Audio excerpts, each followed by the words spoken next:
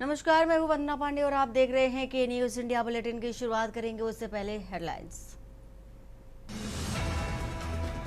केंद्र सरकार का जीएसटी पर बड़ा फैसला। जीएसटी में अब सिर्फ होंगे 2 स्लैब, 5, 18, 12 और 28% का स्लैब खत्म। घोषणा है 22 सितंबर से लागू। मोदी को गाली पर एनडीए का बिहार बंद। 12 जिलों में हाईवे जाम। भागलपुर में पति पत्नी से बदसलूकी। जहानाबाद में युवक को पीटा। एबीवीपी का अल्टीमेटम 48 घंटे में करेंगे प्रदेश व्यापी प्रदर्शन। राष्ट्रीय मंत्री बोले छात्रों का निष्कासन रद्द। देश भर में आफत की बाढ़, बारिश का असर। हरियाणा के 11 जिले, 1932 गांवों पर मानसूनी आफत, 70 घर ढह गए। वहीं गुरुग्राम में मेट्रो विस्तार का कल भूमि पूजन। केंद्रीय मंत्री मनोहर लाल और सीएम नायब सैनी करेंगे भूमि पूजन। कुल्लू लैंडस्लाइड में 6 लोग दबे। 2 घर ढहने से 1 की मौत, 3 को रेस्क्यू किया गया। देख रहे हैं के न्यूज, खबरों का सारथी।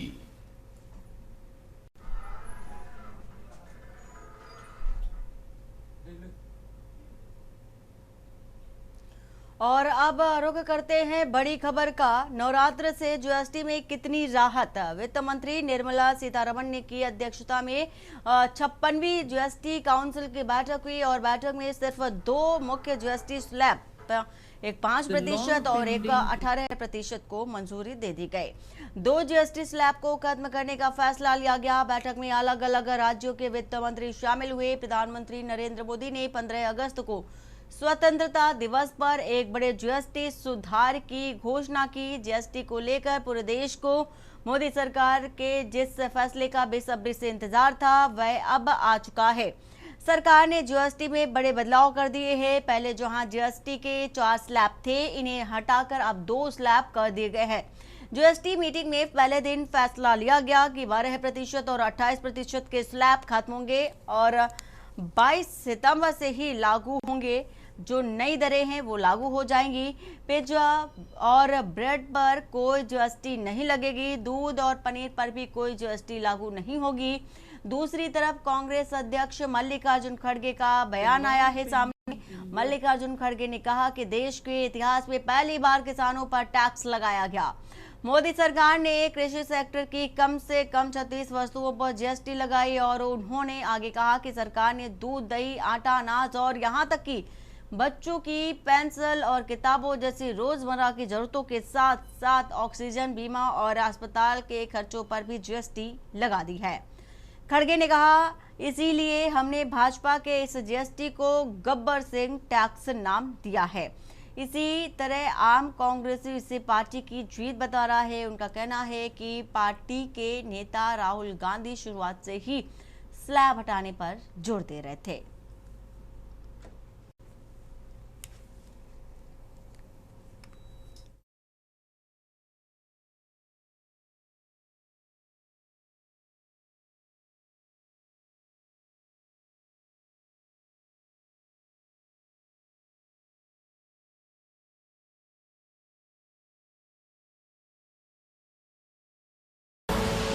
आप देख रहे हैं के न्यूज, खबरों का सारथी।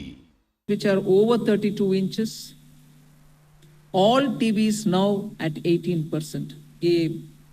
I want to underline, all TVs are now at 18%. Dishwashing machines, small cars, motorcycles equal to or less than 350 cc are all now. The long pending inverted duty structure problem is getting corrected for the man-made textile sector by reducing GST.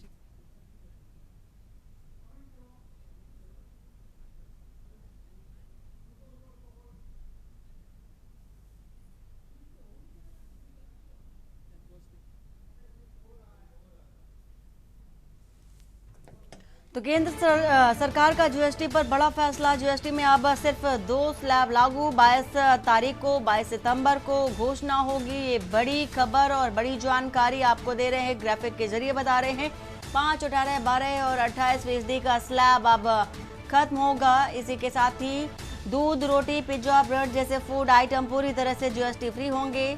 Chhena, paneer, powder दूध पर 0 GST लागू होगी। साबुन, shampoo, AC और कारें सस्ती हो जाएंगी। जूते, चप्पल और कपड़े भी सस्ते हो जाएंगे। हेल्थ और life insurance GST free. Luxury और तंबाकू उत्पादों पर 40% तक की जीएसटी लगाई जाएगी। वहीं इलाज और बीमा सस्ता होगा। आम लोगों को राहत और टैक्स सरल बनेगा। कारोबार आसान होगा। कई सामान सस्ते होंगे। अमीरों पर बोझ, सरकार की कमाई बढ़ेगी ऐसा माना जा रहा है। गरीबों पर असर इसका कम देखने को मिलेगा। तो ये जो बड़ी खबर है आपको पहुंचा रहे हैं और साथ ही ये भी बता रहे हैं कि किस पर जीएसटी फ्री रहेगा, किस पर जीएसटी लगा रहेगा, साथ ही साथ किस पर बढ़ा हुआ जीएसटी देखा जाएगा। तो केंद्र सरकार का जीएसटी पर ये बड़ा फैसला। अब सिर्फ जीएसटी पर 2 स्लैब होंगे। 22 तारीख को ये सारी ही घोषणाएं लागू कर दी जाएंगी। 22 सितंबर की तारीख है वो जब ये घोषणाएं धरातल पर लागू कर दी जाएंगी। वही दूध, रोटी, पिज्जा, ब्रेड जैसी जो रोजमर्रा की चीजें होती हैं उस पर जीएसटी नहीं रहेगा।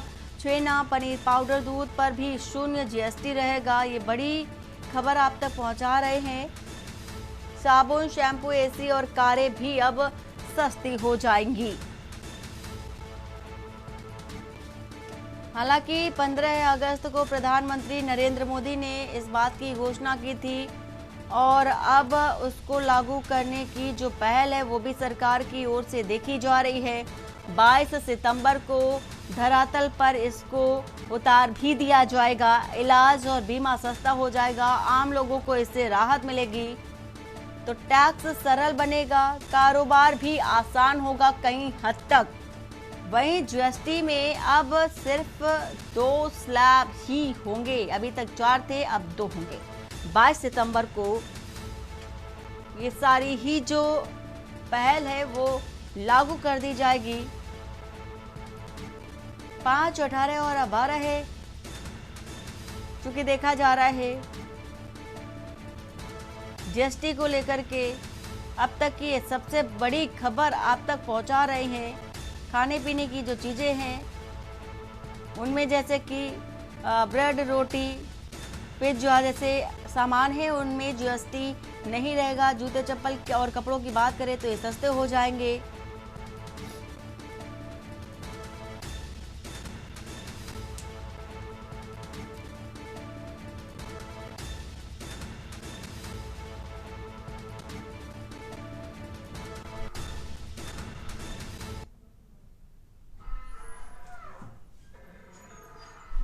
और साथ ही देश की बात कर रहे हम तो खबर धुले से भी बता देते हैं जहां पर स्थायी रोजगार की मांग को लेकर के मुख्यमंत्री युवा कार्य प्रशिक्षणार्थी अभिलाल देवरे का 11 दिनों से आमरण उपोषण आज भी जारी रहा। मुख्यमंत्री युवा कार्य प्रशिक्षण चूंकि देखा जा रहा है, ये तस्वीर भी आपको दिखा रहे हैं आमरण अनशन की जो खबर धुले से है। स्थायी रोजगार की मांग को लेकर के आमरण अनशन है। मुख्यमंत्री युवा कार्य प्रशिक्षण सहायक संगठन के महाराष्ट्र कार्याध्यक्ष बालाजी पाटिल चाकुरकर उपोषण समाप्त कराने में विफल रहे। कार्याध्यक्ष ने आमरण उपोषण स्थल पहुंचकर अभिलाल देवरे से मुलाकात की। उन्होंने उपोषणकारी से उनकी तबीयत की जानकारी ली, साथ ही उपोषण समाप्त करने का आग्रह भी किया। इस पर संघर्षरत अभिलाल देवरे ने स्पष्ट कहा कि स्थायी रोजगार ना प्राप्त होने तक उनका उपोषण जारी रहेगा। हक की जारी लड़ाई में प्राण भले ही चले जाएं, लेकिन वह थक कर हार नहीं मानेंगे।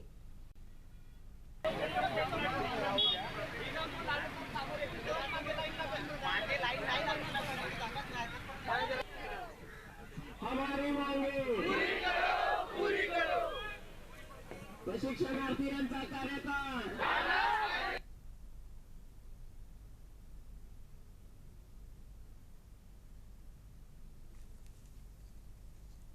मुख्यमंत्री युवा कार्य प्रशिक्षणार्थी सहाय्यक संघटनेचा राज्याचा प्रमुख लोक इथं नसले आणि त्या परवानगी द्यायला गेले नाही और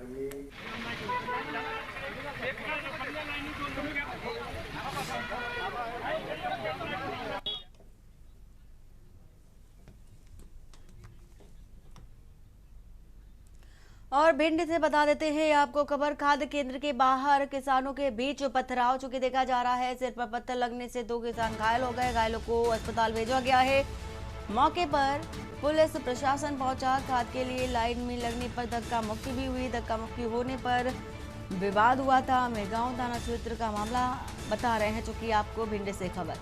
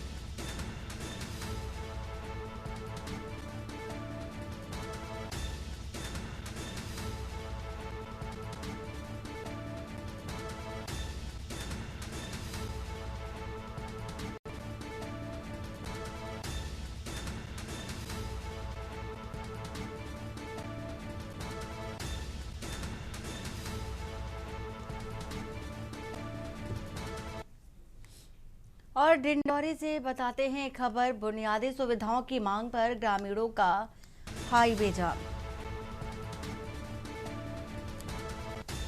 वहीं पेयजल, बिजली और स्वास्थ्य सेवाओं को लेकर आक्रोश फूटा। मोबाइल नेटवर्क और शिक्षा व्यवस्था पर भी सवाल उठते नजर आए। शहडोल पनरिया हाईवे पर घंटों ठप रहा यातायात। बरसों से सुनवाई नहीं, अब सड़क पर उतरना पड़ रहा है। ग्रामीणों का ऐसा कहना है। फिलहाल प्रशासन ने कार्रवाई की मांग की और प्रशासन से कार्रवाई की मांग करते लोगों की ये तस्वीर आपको दिखा रहे हैं। आंदोलन तेज करने की चेतावनी भी है।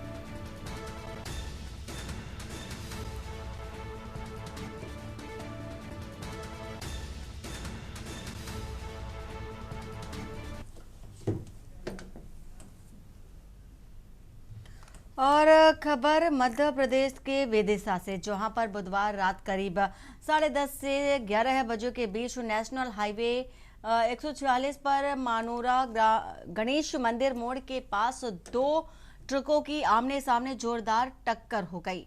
हादसे में दोनों ट्रक पलट गए और दोनों ड्राइवरों की जान चली गई।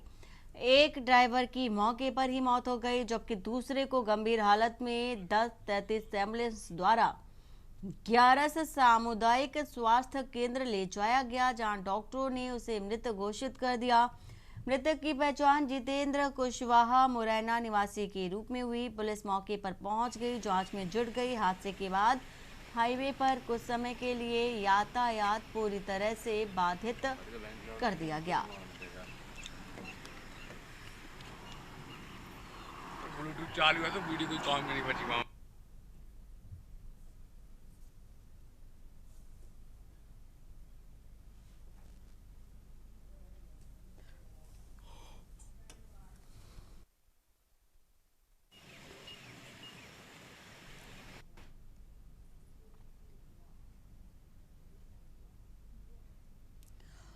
आपको बता दें कि भिंड जिले में खाद की किल्लत थमने का नाम नहीं ले रही है। पुरानी गल्ला मंडी स्थित मार्केटिंग सोसाइटी में खाद के लिए लाइन में लगे किसानों के बीच बुधवार को जमकर धक्का मुक्की हुई और हाथापाई भी हो गई।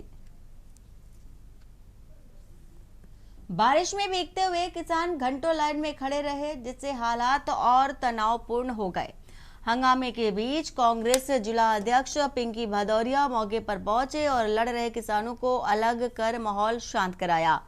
उन्होंने प्रशासन और सरकार से खाद वितरण में लापरवाही और कालाबाजारी के आरोप भी लगाए हैं।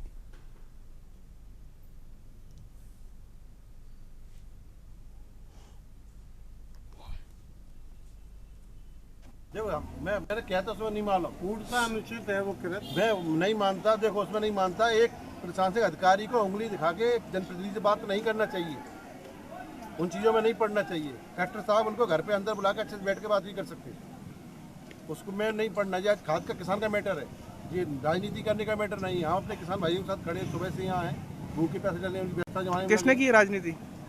राजनीति जो है खाद के नाम पे बड़े पेपरों में चल रहा, सब चीज़ हो रहा है, लेकिन जमीन पे क्या है? जमीन पे तो किसान परेशान हो रहा है। देखो ना आप पीछे। तो जिम्मेदार कौन है? नेता भी है इसमें या फिर? बिल्कुल है, प्रशासन भी है, नेता भी, सब जिम्मेदार है इसमें।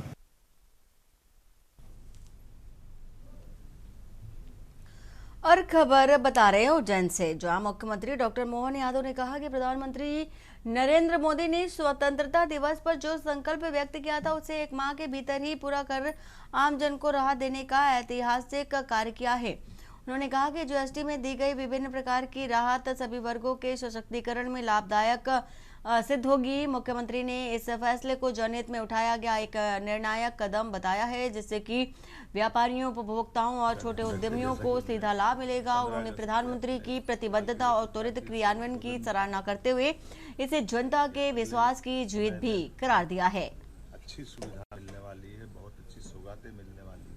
और हमने देखा 1 महीने से भी कम समय में कल जीएसटी की बैठक माननीय वित्त मंत्री जी के साथ जो हुई है, जिस प्रकार से उन्होंने अपनी चीज़ों को कहा है और अगले नवरात्रि से वो लाभ मिलने वाला है 22 सितंबर से। और कितने प्रकार का लाभ है ये गरीब से गरीब आदमी के लिए। ये हमारे लिए ज़्यादा आनंद की चीज़ है कि जो मध्यम वर्गीय गरीब और कई प्रकार की सुविधा दिन उपयोगी में जो हर कोई व्यक्ति भी लेता है, उन सबको भी इसका लाभ मिलेगा। यशस्वी प्रधानमंत्री श्रीमान नरेंद्र मोदी जी के नेतृत्व में जिस प्रकार से देश ने दुनिया के सामने अपनी तस्वीर बनाई है, वो वाकई अद्भुत है। और प्रधानमंत्री जी सभी क्षेत्रों का समान रूप से ध्यान रखते हैं। वैश्विक उथल पुथल के भरे माहौल में भी वो अपने देशवासियों का, उद्यमियों का, गरीब से गरीब आदमी का, हेल्थ सुविधाओं का, प्रत्येक का ध्यान रखते हैं। जैसा कि उनने 15 अगस्त के अपने लाल किले की प्राचीर से उद्बोधन में कहा था, यह अगले समय में बहुत। और एक खबर रतलाम से, जहां जावरा विधानसभा क्षेत्र के राकौदा गांव से माऊखेड़ी को जोड़ने वाली सड़क पूरी तरह से उखड़ गई। इससे क्षेत्रीय निवासियों को आवागमन में दुश्वारियों का सामना करना पड़ा। हैरानी की बात रही कि केवल 1 साल पहले करीब 11 किलोमीटर लंबी सड़क की मरम्मत पर लगभग 1 करोड़ रुपए खर्च किए गए थे, लेकिन परेशानी झेल रहे लोगों ने लोकपथ ऐप पर शिकायत दर्ज कराई, लेकिन यह कवायद भी बेमतलब साबित हुई। सड़क की बदहाली से ग्रामीणों में आक्रोश और जिम्मेदारों की उदासीनता से क्षुब्ध ग्रामीणों ने चेतावनी दी है कि जल्द सड़क की मरम्मत ना शुरू होने पर वे आंदोलन करने को विवश हो जाएंगे।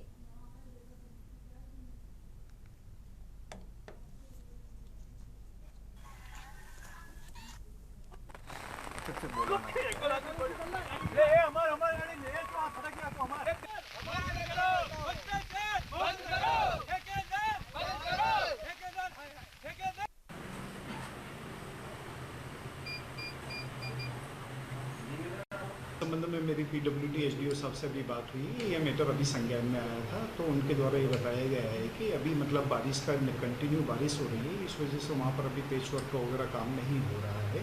जैसे ही बारिश थमेगी तो वहाँ पर उसको डामरीकरण पेच वर्क पूरा कर दिया जाएगा। देखिए, मैं भी लगातार पिपलोदा क्षेत्र में जब जाता हूँ तो राकोदा से धामेड़ी, माऊखेड़ी होकर के रियाबन और पूरा ये जो बेल्ट में जो रोड बना है, बहुत दयनीय स्थिति में है और लगातार इसकी रिपेयरिंग के नाम पर पैसा पीडब्ल्यूडी के माध्यम से जारी होता रहा है। ये दुर्भाग्यपूर्ण बात है कि आज वो गांव जहां भारतीय जनता पार्टी लगातार चुनाव जीत रही है, इन गांवों में, चाहे वो राकोदा हो, चाहे वो धामेड़ी हो, चाहे उसके आगे के गांव हो, रियाबन हो, उन सब गांवों में जो भाजपा के प्रतिनिधि हैं वो अपने आप को शर्मिंदा महसूस कर रहे हैं। मैं यहाँ के विधायक जी से कहना चाहता हूँ, सरकार से कहना चाहता हूँ कि जरा शर्म करिए। इस क्षेत्र के आप जनप्रतिनिधि हैं और आपकी नाक के नीचे भ्रष्टाचार का ये आलम है कि जो सड़क आप बनाना बता रहे हैं वो 1 साल भी नहीं टिक पाती और आपके कार्यकर्ता, भाजपा के ही कार्यकर्ता भरी बारिश में आंदोलनरत हैं, वहाँ पर सड़क पर बारिश में बैठ करके आंदोलन करने के लिए बाध्य हैं। निश्चित रूप से मेरा भी विगत दिनों में वहाँ पर जाना हुआ था और मैंने स्वयं ने भी अनुभव किया है कि कार्य वहाँ पर गुणवत्तापूर्ण नहीं किया गया है और तत्समय मैंने संबंधित अधिकारियों को अवगत करवाया था, लेकिन निरंतर बारिश होने के कारण, वर्षा काल के कारण उन्होंने कठिनाई बताई थी कि वर्षा समाप्त हो जाए, थोड़ा पानी रुक जाए, उसके बाद में उसको वो ठीक करवाएंगे। पुनः मैंने जैसे ही जानकारी में आया, क्योंकि वहाँ के ग्रामीण जनों ने मुझसे सीधे संपर्क भी किया था, मुझे अवगत भी कराया था और चूँकि मैं स्वयं भी वहाँ पर देख चुका हूँ तो मैं सहमत हूँ, वहाँ पर सुधार की आवश्यकता है और आगामी समय के लिए मैंने वहाँ पर एक बड़ी सड़क की मांग भी माननीय मुख्यमंत्री जी से की है। संभवतः आने वाले वर्षों में उसकी भी स्वीकृति मिल जाए, लेकिन उससे पूर्व इसकी ठीक ढंग से मरम्मत हो सके और यदि किसी प्रकार की वहाँ पर कमी रही है, कोई लापरवाही रही है, तो मैं तो निश्चित रूप से कहना चाहूँगा कि संबंधित के विरुद्ध आवश्यक कानूनी कार्रवाई की जाना चाहिए। जो राकोदा मावखेड़ी वाली जो रोड है, ये इसमें 2 ठेकेदार है, एक माखन सिंह जी पातालेश्वर जिसका फर्म है वो, और जो दूसरा जो पार्ट है हमारा 8 किलोमीटर का, इसमें बसेर जी करके हैं ठेकेदार, उनका वो है। तो इसमें बहुत ज़्यादा अभी गड्ढे वगैरह हो रहे हैं, तो बारिश के कारण अभी बारिश थोड़ी सी रुक जाए, उसके बाद हमारा डामर प्लांट स्टार्ट हो जाएगा। उसके बाद पूरे जहाँ पे भी पेच वगैरह है हम उसको डामर से व्यवस्थित करवा देंगे। ये एक रोड के विषय में मामला है, राकोदा से लेकर मावता तक जो रोड बना हुआ है, इस मामले में पूरे रोड पर गड्ढे हो चुके हैं। आए दिन यहाँ पर घटना घटित होती है, किसी की मृत्यु हो जाती है। पिछले 1 वर्ष पहले भी हमारे गाँव धामेड़ी की एक बालिका एक गड्ढे को टालने के चक्कर में नीचे गिर गई और उसकी मौत हो गई। हम प्रशासन को भी इस विषय में अवगत कराते हैं, वह हमें ठंडे बस्ते में डाल देता है। उसके बाद में हमने ठेकेदार को भी बताया, हमने 181 पर शिकायत भी करी, उसके बाद भी हमारी कोई भी बात सुनवाई के लिए कोई तैयार नहीं है। और पटना में प्रधानमंत्री नरेंद्र मोदी और उनकी दिवंगत माता के खिलाफ दरभंगा में दिए गए कथित अभद्र बयान के विरोध में राष्ट्रीय जनतांत्रिक गठबंधन यानी कि एनडीए ने बिहार बंद का आह्वान किया। बिहार बंद की अगुवाई भारतीय जनता पार्टी की महिला मोर्चा ने की और जिसे प्रतीकात्मक और संदेशात्मक रूप से अहम माना जा रहा है। बंद सुबह 7 बजे से दोपहर 12 बजे तक चला, जिसमें से आपातकालीन सेवाएं जैसे अस्पताल, एम्बुलेंस, फायर ब्रिगेड और रेल सेवा को बंद के दायरे से बाहर रखा गया। इसके बावजूद स्कूल, कॉलेज, कार्यालय और सड़क परिवहन सेवाओं पर भी व्यापक असर पड़ा। नगांव और जमुई जैसे इलाकों में भी चक्का जाम की स्थिति बनी रही। प्रशासन ने सुरक्षा व्यवस्था कड़ी की और प्रदर्शन स्थलों पर भी पुलिस बल तैनात किया गया।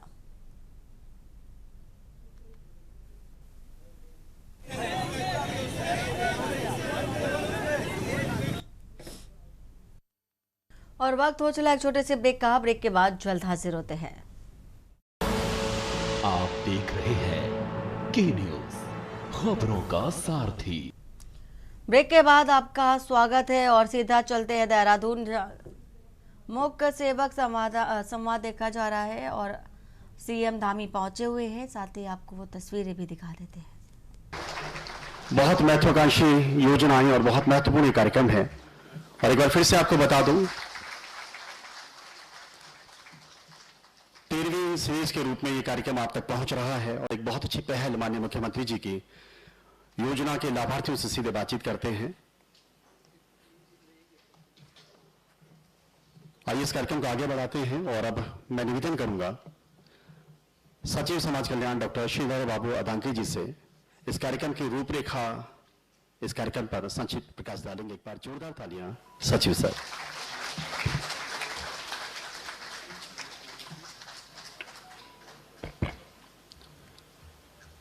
परमादरणीय माननीय मुख्यमंत्री जी,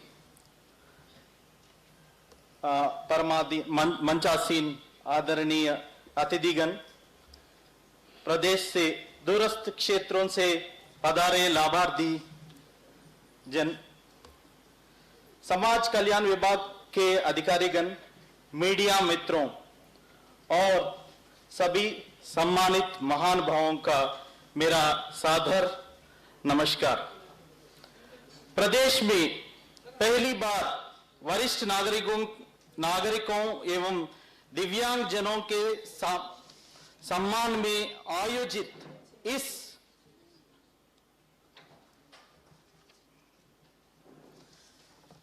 अभिनव प्रयास हेतु मैं माननीय मुख्यमंत्री जी का आभार व्यक्त करता हूं। सौभाग्य से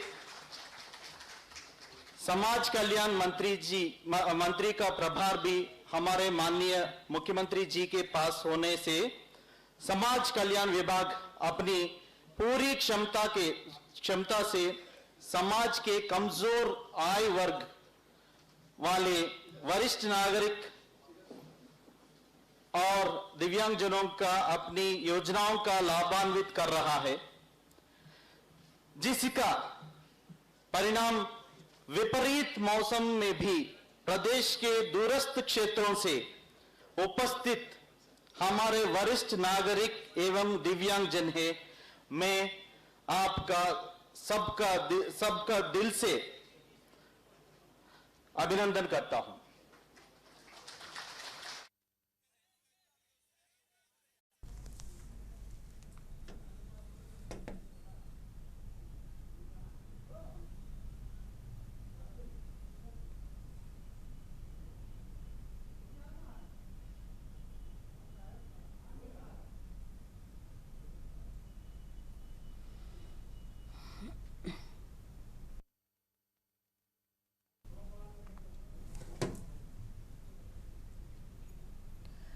और खबर बिहार के खगड़िया से, जहां प्रधानमंत्री नरेंद्र मोदी की दिवंगत मां को लेकर कथित अपमानजनक टिप्पणी के विरोध में एनडीए गठबंधन द्वारा बुलाए गए बिहार बंद के तहत खगड़िया में कार्यकर्ताओं ने जोरदार प्रदर्शन किया और झंडा बैनर के साथ सड़कों पर उतरे कार्यकर्ताओं ने राजेंद्र चौक, कचहरी रोड और बाजार क्षेत्रों में नारेबाजी करते हुए विरोध जताया।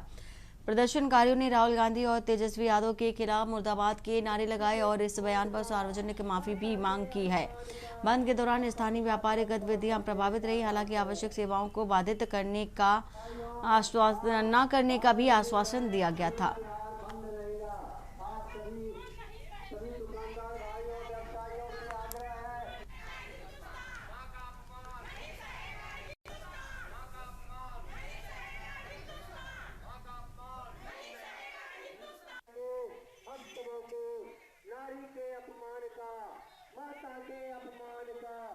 प्रतीकात्मक समर्थन देने का काम करें।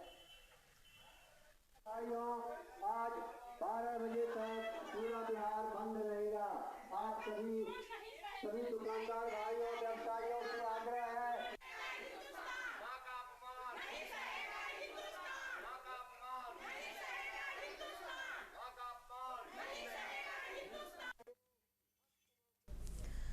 और बिहार के सुपौल जिले में बुधवार को एनडीए कार्यकर्ताओं ने कांग्रेस मंच से प्रधानमंत्री नरेंद्र मोदी की मां पर की गई कथित अभद्र टिप्पणी के विरोध में जोरदार प्रदर्शन किया। महावीर चौक पर भाजपा, जदयू और आम पार्टी के कार्यकर्ताओं ने सड़क जाम कर कांग्रेस राजद के खिलाफ नारेबाजी की, जिससे कि घंटों तक यातायात बाधित रहा। प्रदर्शनकारियों ने इसे पूरे देश का अपमान बताया और कहा कि जब तक कांग्रेस और राजद सार्वजनिक रूप से माफी नहीं मांगते, आंदोलन जारी रहेगा। भाजपा जिला अध्यक्ष नरेंद्र ऋषिदेव समेत कई वरिष्ठ नेता मौके पर मौजूद रहे। त्रिवेणीगंज, निर्मली और वीरपुर में भी इसी मुद्दे को लेकर के एनडीए कार्यकर्ताओं ने सड़क जाम कर दिया।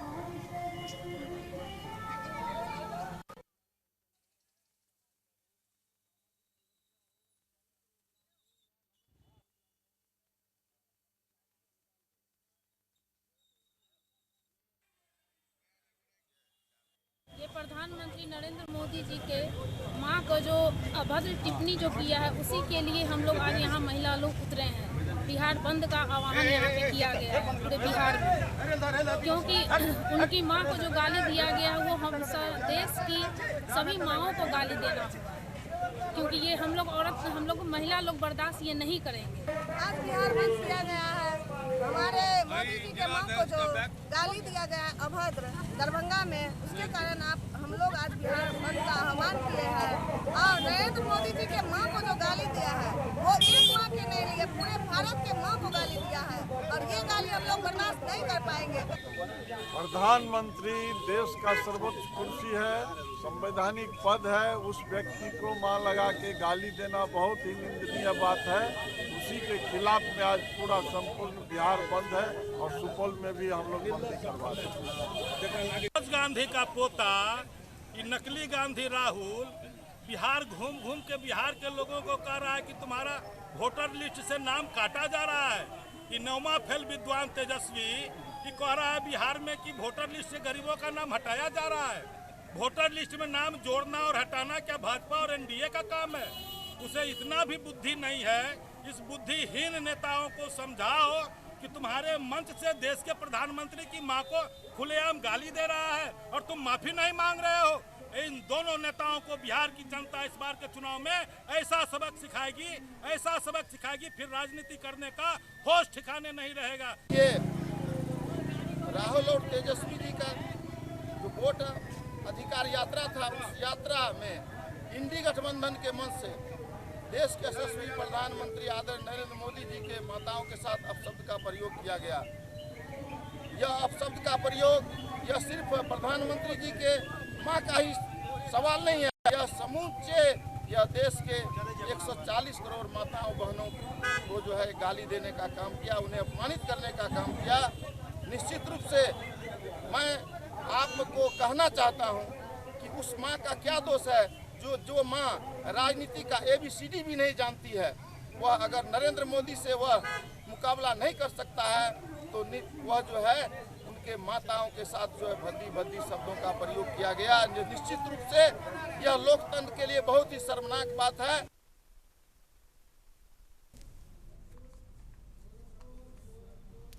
और सीधा चलते हैं गोरखपुर, और जहां पर भगवत पुराण कथा का शुभारंभ किया गया।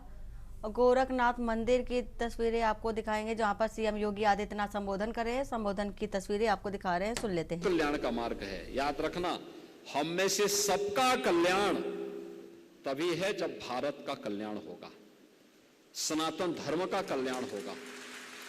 जिन कार्यों से सनातन धर्म को और भारत को नुकसान होता हो, हमें गलतफहमी नहीं पालनी चाहिए कि उन कार्यों से हमें लाभ हो जाएगा। तात्कालिक लाभ भले दिख रहा होगा, एक समय के बाद वह आपकी गति को दुर्गति की ओर लेके चला जाएगा। आपके सामने पहचान का संकट खड़ा हो जाएगा, अस्तित्व का संकट खड़ा हो जाएगा।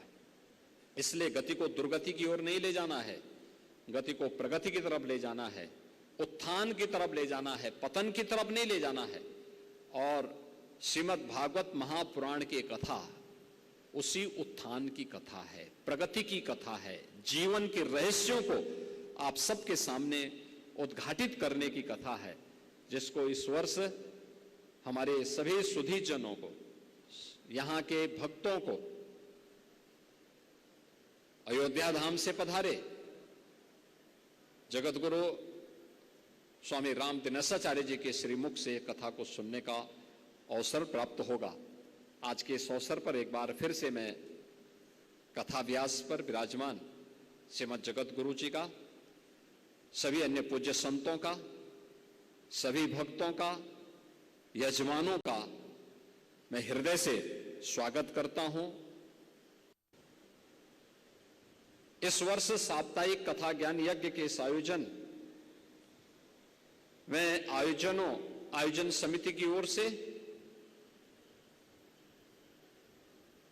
जगत गुरु रामानंदाचार्य पूज्य स्वामी राम दिनेशाचार्य जी महाराज से इस बारे में अनुरोध किया गया था और उन्होंने इसे सहर्ष स्वीकार करते हुए आज यहाँ पर इस मंच पर पधारे हैं। कथा व्यास के पीठ से उनके माध्यम से श्रीमद् भागवत महापुराण के उन गूढ़ रहस्यों को समझने जानने का अवसर यहाँ के सुधीजनों को, भक्तों को, विद्यार्थियों को और प्रबुद्ध जनों को प्राप्त होगा।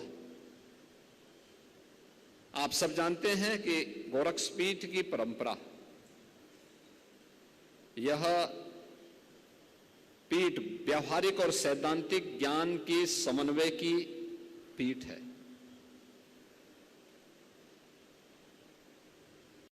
जीवन की वास्तविकता को केवल कोरे सैद्धांतिक ज्ञान से नहीं, बल्कि उसके व्यवहारिक धरातल पर भी उतार करके लोक कल्याण के लिए, राष्ट्र के कल्याण के लिए जो अभिष्ट हो, उस मार्ग का अनुसरण करते हुए हम कार्य करेंगे। इस विश्वास के साथ गोरक्षपीठ के आचार्यों की परंपरा ने सदैव लोक कल्याण के माध्यम से राष्ट्र कल्याण के मार्ग प्रशस्त करने के लिए अपना पूरा जीवन समर्पित किया था। याद रखना कि जो भी परंपराएं हो, भारत के अंदर ज्ञान प्राप्त करने के अनेक माध्यम हैं। वे माध्यम एक शिक्षार्थी के लिए भी है और एक साधक के लिए भी है। एक शिक्षार्थी अपने ज्ञान प्राप्त करने के लिए अपने शिक्षण संस्थान का चयन करता है। अलग अलग माध्यम उसके होंगे, वो ये नहीं कह सकता कि वही श्रेष्ठ है। और एक साधक के लिए भी रास्ते अलग अलग हैं, मंजिल सबकी एक है और एक रहनी भी चाहिए। और वो मंजिल रहनी चाहिए कि हम सनातन धर्म के लिए और भारत के लिए अपना सब कुछ अच्छा कर सकें, भारत और भारतीयता के लिए हम सब कुछ अच्छा कर सकें। और यही भाव श्रीमद् भागवत महापुराण की इस कथा के पीछे का भी है। आप जब कथा की शुरुआत से ही शुरू करेंगे, देखेंगे, याद रखना, राजा परीक्षित को अगर मोह नहीं होता तो उनकी स्थिति नहीं होती।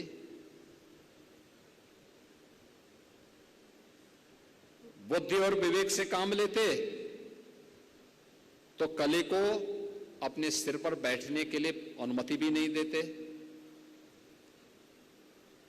जब व्यक्ति बुद्धि और विवेक से जब उसका शून्य हो जाता है, जब वह व्यक्ति स्वयं के स्वार्थ में डूब करके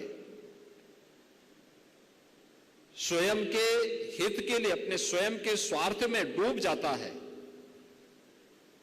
तो उसकी गति को दुर्गति की ओर जाने में बहुत देर नहीं लगती। गति को दुर्गति की ओर ले जाना है तो स्वार्थ के मार्ग का अनुसरण करो, और गति को प्रगति की तरफ लेके चलना है तो प्रगति का मार्ग परमार्थ का मार्ग है, जन कल्याण का मार्ग है, राष्ट्र कल्याण का मार्ग है। याद रखना, हम में से सबका कल्याण तभी है जब भारत का कल्याण होगा, सनातन धर्म का कल्याण होगा।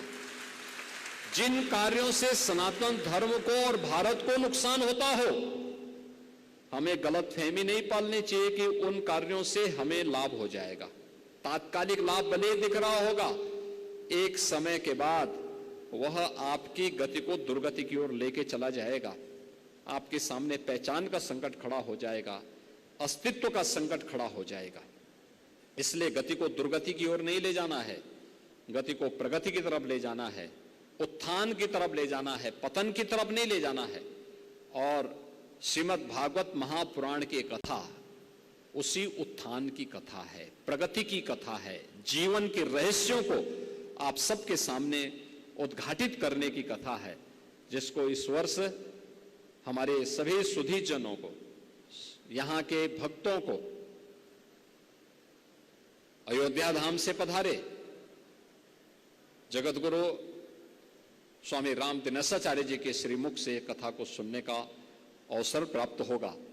आज के इस अवसर पर एक बार फिर से मैं कथा व्यास पर विराजमान श्रीमद जगत गुरु जी का, सभी अन्य पूज्य संतों का, सभी भक्तों का, यजमानों का मैं हृदय से स्वागत करता हूं। आचार्य द्वय ब्रह्मलीन महंत दिग्विजयनाथ जी महाराज, ब्रह्मलीन महंत पूज्य अवैद्यनाथ जी महाराज के श्री चरणों में कोटि कोटि नमन करते हुए अपनी वाणी को यहीं पर विराम देता हूं। आप सब मेरे साथ बोलेंगे, वृंदावन बिहारी लाल की, वृंदावन बिहारी लाल की, सत्य सनातन धर्म की, सत्य सनातन धर्म की, भारत माता की, भारत माता की, गौ माता की, गौ माता की, गंगा माता की, गंगा माता की, श्री अयोध्या धाम की, श्री राम जन्मभूमि की, भगवान श्री राम की, मर्यादा पुरुषोत्तम प्रभु श्री राम की, श्री हनुमान जी महाराज की, नमः पार्वती पतिये।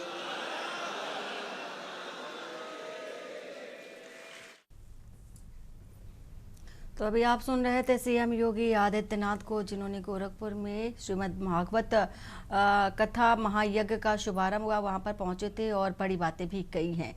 अब खबर बिहार से आ रही है, जहां पर बिहार के गया जी से ये खबर, जहां प्रधानमंत्री नरेंद्र मोदी की दिवंगत माता पर की गई कथित अभद्र टिप्पणी के विरोध में जगह जगह प्रदर्शन देखा जा रहा है।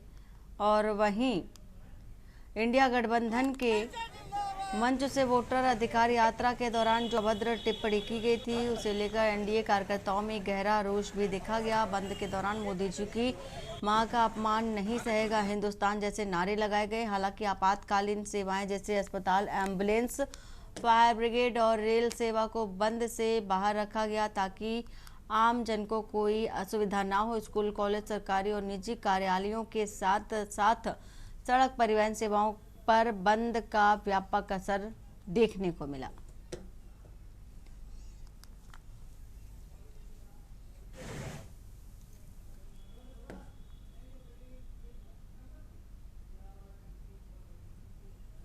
और वही आपको बता देते हैं, बिहार के कैमूर में भी बिहार बंद के दौरान कैमूर जिले के दुर्गावती में देश की लाइफलाइन माने जाने वाली दिल्ली कोलकाता हाईवे को एनडीए कार्यकर्ताओं ने गुरुवार सुबह जाम कर दिया। राहुल गांधी और तेजस्वी यादव के मंच से प्रधानमंत्री नरेंद्र मोदी की दिवंगत माता पर की गई अभद्र टिप्पणी के विरोध में कार्यकर्ताओं ने सड़क पर बैठकर नारेबाजी की, जिससे यूपी बिहार के बीच यातायात पूरी तरह से बाधित रहा।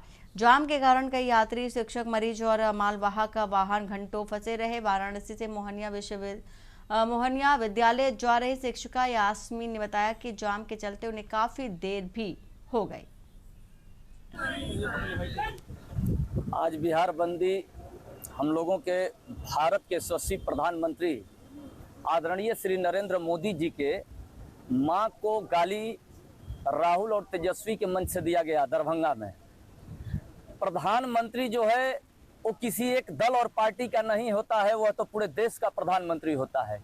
वैसे लोगों के, उनके मां के स्वर्गीय हीरा बेन को गाली देना, ये बिहार के अपमान लोगों ने किया है, तेजस्वी और राहुल ने।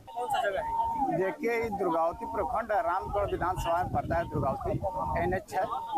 और हम लोग बिहार में जो प्रधानमंत्री आदरणीय श्री नरेंद्र मोदी जी के माता को गाली दिया गया है, पूरे नारी जगत का ही अपमान हुआ है। और बिहार में ऐसे लोग बात कहकर गए हैं और गाली देकर गए हैं, इसके लिए हम लोग ने जाम किया है। और पूरे एनडीए के इसमें समर्थक है और समर्थन भी है, और ऐसा नहीं होना चाहिए। हम लोग इसीलिए जाम किए हैं। और जाम है तो एम्बुलेंस को छोड़ा जा रहा है। जो बनारस ले कहाँ रुके हुए हैं, क्या दिक्कत? दुर्गावती में जाम में फंसा भी है। पता चला कैसे जाम है? पता चला कि आज भी जाम है, तो गाड़ी में फंसा है। हालत बहुत सीरियस है, मन लेके फंसा नहीं। हालत सीरियस है। और इसी बीच आपको बता देते हैं राजधानी लखनऊ से खबर। सुरक्षा से सजेगा विकसित यूपी 2047 तक, जो कि सपना है वो साकार होगा। सरकार का विजन 2047 सुरक्षा व सुशासन, और हर जिले में आधुनिक कमांड सेंटर और एआई निगरानी प्रणाली पर अब जोर दिया जा रहा है। लक्ष्य 2047 तक जीरो एक्सीडेंट विजन हासिल करना है। 2047 तक की जो कि लक्ष्य वो रखा गया है। ई गवर्नेंस और एआई से शासन अब पारदर्शी तरीके से कार्य करता नजर आएगा। 2017 से अब तक की 2 लाख से अधिक, चूंकि देखा जा रहा है अपराधियों को सजा भी अगर बात करें तो 1 लाख से अधिक अपराधियों को सजा, 70 अपराधियों को फांसी की सजा, 8,785 को उम्र कैद। और इसी के साथ ही यूपी में अब तक 12 लाख से अधिक सीसीटीवी कैमरे भी स्थापित किए गए हैं। तो 9000 महिला बीट कांस्टेबल, 3 महिला बटालियन तैयार की गई। इस जो भी उपलब्धियां रही सरकार की वो गिना रहे थे। और इसी के साथ ये बड़ी खबर राजधानी लखनऊ से आपको बता रहे हैं, जहां पर भय मुक्त व निवेश मित्र यूपी की ओर बढ़ते निवेश के कदम। सुरक्षा से अब विकसित यूपी 2047 का सपना साकार होगा, निखरेगा। 2047 तक का जो कि लक्ष्य रखा गया है।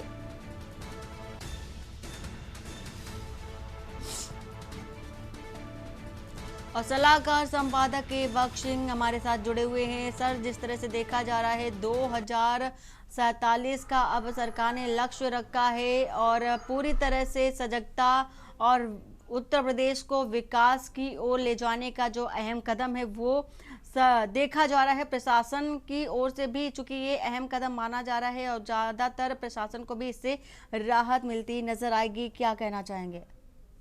देखिए वंदना की एक तो हर जिले में ये एक सेंटर बना रहे हैं जिससे कि समन्वय हो सके, निवेश करने वाले उसकी सुरक्षा हो सके, उन्हें अच्छी सुविधा दी जा सके, तो एक सेंटर बनाया जा रहा है।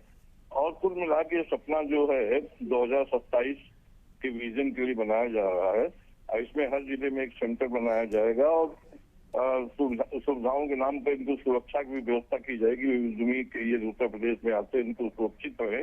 इस तरह से एक दीर्घकालीन योजना है 2047 को विजन को पूरा करने के लिए। तो कुल मिला के उत्तर प्रदेश में पहला प्रयास है और योगी इसमें सुबह से शाम तक इन्हीं योजनाओं को अमली जमा पहनाने में लगे रहते हैं और ऐसा विश्वास किया जा रहा है योगी का ये विजन जो है 2047 के लिए बहुत उपयोगी साबित होगा।